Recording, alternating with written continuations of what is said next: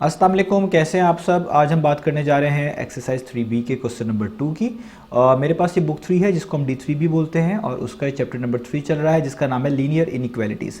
तो इस चैप्टर से रिलेटेड बहुत से सोल्यूशंस मैं अपलोड कर चुका हूँ अपने चैनल पर। मैंने एक सेपरेट प्लेलिस्ट भी बनाई हुई है इस चैप्टर के नेम से, उसका लिंक भी डिस्क्रिप्शन में दे दिया है। अगर आप इंटरेस्टेड हो तो डिस्क्रिप्शन में से उस लिंक पर क्लिक करिएगा तो आपके सामने इस चैप्टर की प्लेलिस्ट ओपन हो जाएगी और वहाँ पर आपको तमाम कंटेंट इस चैप्टर से रिलेटेड मिल जाएगा। इसके अलावा मैंने एक फेसबुक पेज भी बना लिया है सोल्यूशंस हब के नेम से, उसका लिंक भी डिस्क्रिप्शन में दे रहा हूँ। आप उस पर क्लिक करिएगा, आपके सामने फेसबुक का पेज भी आ जाएगा और आप वहाँ पे मुझे सजेशन दे सकते हैं, क्वेश्चंस पूछ सकते हैं कुछ वीडियो कंटेंट के हवाले से, और आपको वहाँ पे बहुत सी एक्टिविटी इसी कंटेंट के हवाले से मिलेगी, तो आप वो भी ज़रूर विजिट करिएगा। आइए अब स्टार्ट करते हैं क्वेश्चन नंबर 2 को। क्वेश्चन नंबर 2 की स्टेटमेंट आपके सामने है, मैं इसको एक बार रीड करूँगा, उसके बाद हम इसको सॉल्व करेंगे। बहुत आसान सा क्वेश्चन है। यहाँ पे लिखा हुआ है the length and breadth of a rectangle are x centimetre and y centimetre respectively. तो वो कह रहे हैं एक रेक्टेंगल है जिसकी लेंथ जो है x सेंटीमीटर है और उसकी ब्रेड्थ जो है y सेंटीमीटर है।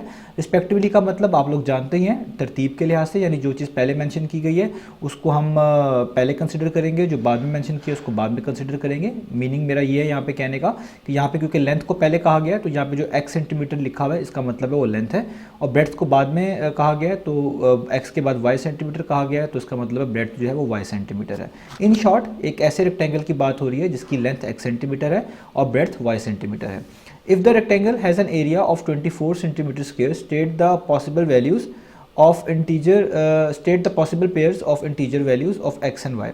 वो कह रहे हैं अगर इसी रेक्टेंगल का एरिया 24 सेंटीमीटर स्क्वायर है तो हमें पॉसिबल पेयर बताएं जो कि इंटीजर्स होने चाहिए x और ऑफ x एंड y, यानी x और y दोनों जो पॉसिबल पेयर इनको कहा जा रहा है, इस x और y की वैल्यूज़ को मिलाकर एक पेयर बनेगा।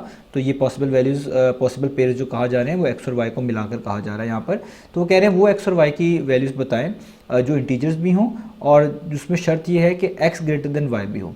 अब इस स्टेटमेंट का क्या मतलब है? इसका मतलब है आपने पहले तो एक इक्वेशन बनानी है, वो आपको बनानी पड़ेगी जो कि एरिया को रिप्रेजेंट करेगी, और आपने उसमें वो तमाम पॉसिबल वैल्यूज़ x और y के निकाल कर बतानी है जो कि उस पर्टिकुलर इक्वेशन को सेटिस्फाई करेगी, इस कंडीशन के साथ कि उसमें x जो है वो ग्रेटर रहना चाहिए y के साथ। अब ये क्वेश्चन यहाँ पे थोड़ा समझने में हो सकता है थोड़ा डिफरेंट लगे, लेकिन जब हम इसका सोल्यूशन करेंगे आपको बहुत आसानी से समझ आ जाएगा। तो आइए स्टार्ट करते हैं।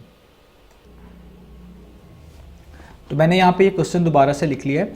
देखिए हमारे पास यहाँ पे बात हो रही है एरिया ऑफ अ रेक्टेंगल की, तो हम सबसे पहले एरिया का फॉर्मूला लिख लेते हैं। तो मुझे पता है कि एरिया ऑफ अ रेक्टेंगल उसका फॉर्मूला क्या होता है वो हम यहाँ पे लिख लेते हैं, क्योंकि हमें उसकी ज़रूरत पड़ने वाली है, इसलिए हम उसका फॉर्मूला पहले ही यहाँ पे लिख लेते हैं। तो एरिया ऑफ रेक्टेंगल का फॉर्मूला होता है लेंथ मल्टीप्लाई बाय ब्रेड्थ। इसका क्या फ़ायदा होगा ये मैं अभी आपको समझाऊंगा। तो लेंथ मल्टीप्लाई बाय ब्रेड्थ होता है एरिया का फॉर्मूला। तो अगर आप नोटिस करें एरिया तो हमें गिवन है, एरिया 24 सेंटीमीटर स्क्वायर गिवन है, तो आप इस एरिया ऑफ रेक्टेंगल के नीचे लिख लें 24 सेंटीमीटर स्क्वायर, या 24 लिख लें, अभी यूनिट्स को हम एंड पे डील कर लेंगे। और यहाँ पे इक्वल टू का साइन डालें, लेंथ की जगह पे लेंथ लिखें, वो भी गिवन है, लेंथ आपको क्वेश्चन में बताई गई थी वो x सेंटीमीटर है, तो यहाँ पे आप यहाँ पे लिख लें x। मल्टीप्लाई का साइन डालें और ब्रेड्थ आपके पास वो भी गिवन है, वो है y सेंटीमीटर, तो आप यहाँ पे लिख लें y। और यहाँ पे इसको अगर मैं थोड़ा और बेहतर करके लिख लूँ तो ये हो जाएगा 24 is equal to x multiply by y कितना हो जाएगा, वो हो जाएगा xy। तो ये हमारे पास एक इक्वेशन बन गई। इसको आप इस तरीके से भी लिख सकते हैं, दोनों का मीनिंग सेम ही होता है। अगर मैं इसको इस तरह भी लिख लूँ इसका मीनिंग भी सेम है, यानी xy इज़ इक्वल टू 24, दोनों की मीनिंग सेम है। अब हमें कहा यह जा रहा है कि हमें वो पॉसिबल वैल्यूज़ बतानी है x की और y की जो कि इंटीजर्स होनी चाहिए, और इंटीजर्स के साथ साथ वो इस इक्वेशन को सेटिस्फाई भी करनी चाहिए, और इसके बाद उसमें ये कंडीशन होल्ड होनी चाहिए कि x ग्रेटर देन y होना चाहिए। यानी आप देख सकते हैं यहाँ पे x और y मल्टीप्लाई होकर 24 दे रहे हैं हमें, तो इसका मतलब है x और y दो अलग अलग वैल्यूज़ हैं। तो हमने कंडीशन ये सेट रखनी है कि x की वैल्यू हमेशा y से बड़ी हो, वो पॉसिबल पेयर्स बताने हैं जो इंटीजर्स भी हों और उसमें जो x की वैल्यू हो वो बड़ी हो y से, और वो इस कंडीशन को या इस इक्वेशन को आप कह लें सेटिस्फाई भी कर रही हो। अब दो चीज़ों का प्रोडक्ट यहाँ पे 24 के इक्वल है, x और y का ये प्रोडक्ट हो रहा है जो कि 24 का इक्वल है। इसका मतलब है हम यहाँ पे एक बार 24 के फैक्टर्स ढूंढ लेंगे, क्योंकि आपको पता है जब भी किसी चीज़ का प्रोडक्ट किसी नंबर के इक्वल आ रहा होता है तो उन नंबर्स के अंदर आपको उसके फैक्टर्स ही नज़र आ रहे होते हैं। तो इसका मतलब है x और y की जगह पे, क्योंकि ये दो चीज़ों का प्रोडक्ट है और आगे इसको 24 के इक्वल रखा हुआ है, तो ये x और y के अंदर लाजमी इस 24 के फैक्टर्स ही मौजूद होंगे। तो हम उसको पहले यहाँ पे ढूंढ लेंगे इसके अलावा आप इसको ऐसे भी समझ सकते हैं कि दो चीज़ों का प्रोडक्ट 24 है। आपने वो तमाम पॉसिबल वैल्यूज़ जो आपके जहन में आती हैं जो एक्स और वाई की जगह पे रखी जाए और उनको मल्टीप्लाई करने से 24 आता है, वो भी आप यहाँ पे लिख सकते हैं, उसका मीनिंग भी सेम ही होगा। तो चले हम फैक्टर्स ऑफ 24 निकालते हैं कि 24 को डिवाइड करने वाले कौन कौन से नंबर हैं। तो सबसे पहले तो 24 को डिवाइड करने वाला 1 है। तो अगर आप देखें 1 के टेबल में 24 कितने टाइम्स आ सकता है, वो आ सकता है 1 मल्टीप्लाई बाय 24। तो किसके इक्वल होगा, 24 के होगा। तो यानी एक पॉसिबल पेयर आपको ये भी पता चल गया कि अगर आप इन दोनों में से एक वैल्यू 1 रखें और एक वैल्यू 24 रखें तो 1 मल्टीप्लाई बाय 24 आपको 24 ही मिलेगा, आपकी ये इक्वेशन सेट हो जाएगी। चलें अब अगले फैक्टर पे चलते हैं। एक फैक्टर ये भी बन सकता है क्योंकि 24 को डिवाइड करने वाला 2 भी है, तो हम इसको लिख सकते हैं कि 2 मल्टीप्लाई बाय 12। ये भी क्या होता है, ये भी 24 होता है। अब आप देख लें यहाँ पे आप एक वैल्यू को अगर 2 रखें और एक वैल्यू को आप 12 रखें एक्स और वाई में से, तो आपके पास आंसर क्या आता है 24। यानी आपके पास दो ऐसी पॉसिबल अरेंजमेंट्स आ रही हैं, दो नंबर ऐसे आपको मिल रहे हैं जिनको मल्टीप्लाई करने से 24 ही आता है। और ये सारे 2, 1 सब 24 के फैक्टर्स ही की मैं बात कर रहा हूँ।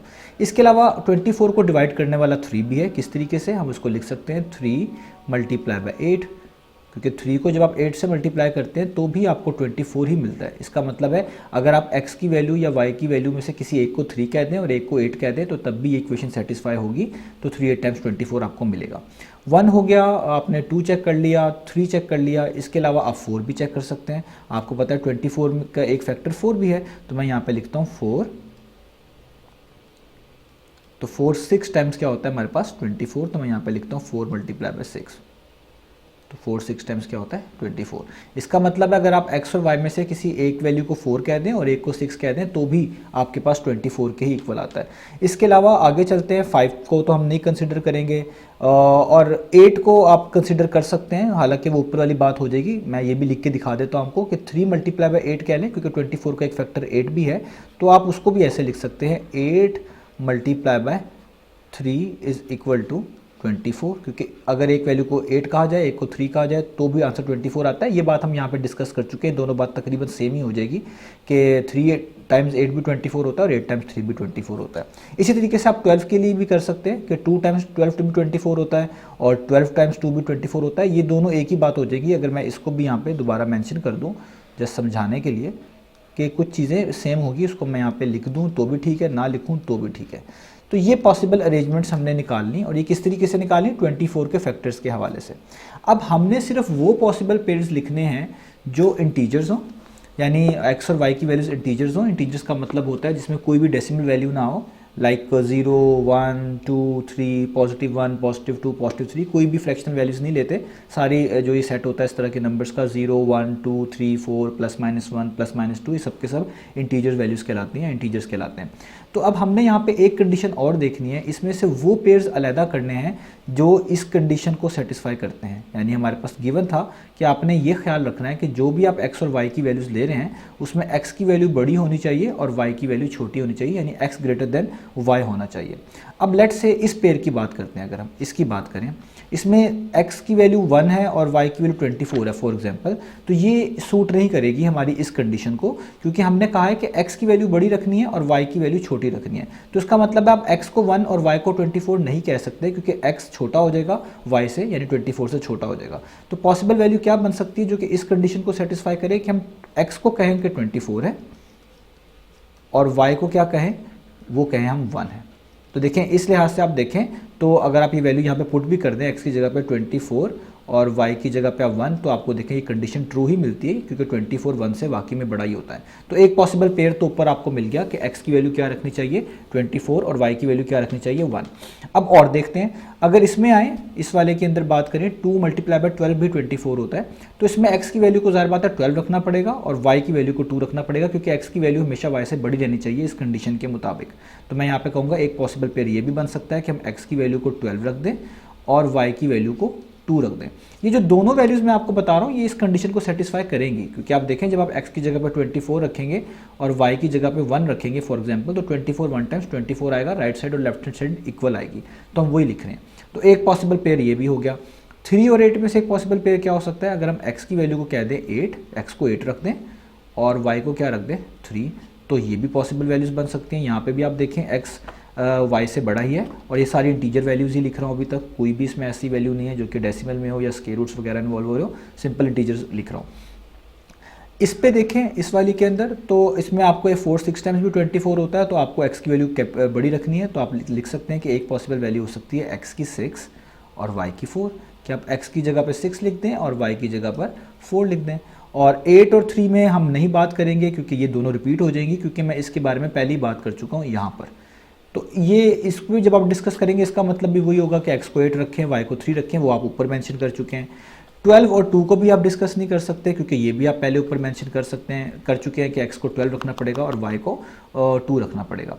तो इसका मतलब है जो पॉसिबल वैल्यूज आई वो एक ये आई x24 और y1, ये एक पेयर बना, इस तरीके से एक ये पेयर बना, एक ये नीचे वाला पेयर बना और एक ये बना। तो यही हमारे सॉल्यूशंस हैं कि जो पॉसिबल वैल्यूज़ हो सकती थी x की और y की, जो कि इस कंडीशन को सेटिस्फाई भी करती, यानी उन दोनों का प्रोडक्ट 24 के इक्वल भी आता, वो दोनों इंटीजर्स भी होती। आप देख लें सारे x की और y की वैल्यूज इंटीजर भी हैं, और उसके अंदर x जो है वो ग्रेटर देन y भी होता है। और आप देख लें यहाँ पे जितनी भी वैल्यूज मैंने उठाकर लिखी हैं वो सब में x बड़ा है और y छोटा है, यानी x की वैल्यू y से बड़ी है। तो यही वो पॉसिबल वैल्यूज थी जो हमने निकाल कर दिखानी थी। तो यहाँ पे इस क्वेश्चन का सोल्यूशन हुआ ख़त्म।